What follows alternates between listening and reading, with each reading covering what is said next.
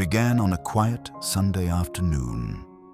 John, a 92-year-old grandfather, sat with his family after lunch. He laughed, he told stories, and then, without warning, his head tilted back, his breathing stopped, and the room was filled with panic. Doctors later confirmed what everyone feared: his heart had stopped. For 12 long minutes, he was gone. The machines went flat. His children wept. His granddaughter clutched his hand, whispering, "Don't leave us, Grandpa." But John didn't hear their cries, because in that very moment, he was already somewhere else. Stay with me, because what he saw during those 12 minutes is a message America cannot afford to ignore. John later described it as if he was shedding an old coat. Suddenly, he felt weightless, lighter than air, completely free. He looked around and realized he was no longer in his living room. He was standing in a golden field stretching farther than the eye could see. Every blade of grass glowed with a light of its own. The sky above pulsed with colors no human eye had ever seen. Living colors, like liquid light flowing from heaven itself. And then, he wasn't alone. Voices called his name, gentle and familiar. He turned, and there they were. His wife, who had passed 15 years earlier, smiling as though no time had passed. His parents, friends he hadn't seen since childhood, all radiant, shining with joy beyond anything this world could hold. But then, something strange happened. A man approached him, someone John didn't recognize. The stranger placed a hand on his shoulder and said, "You don't know me, but I have prayed for you." John froze. This man explained that he had died in the 1940s, a soldier who once fought alongside John's own brother.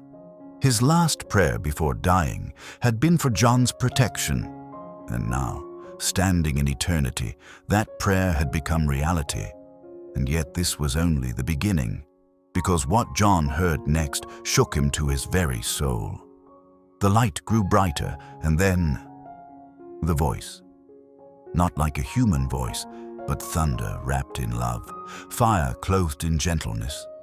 It said, "Your time has not yet come. You must go back. You must warn them." John's spirit trembled. He asked, "Warn them of what?" And the voice answered, "The world is drifting away. Families are falling apart. Faith has grown cold.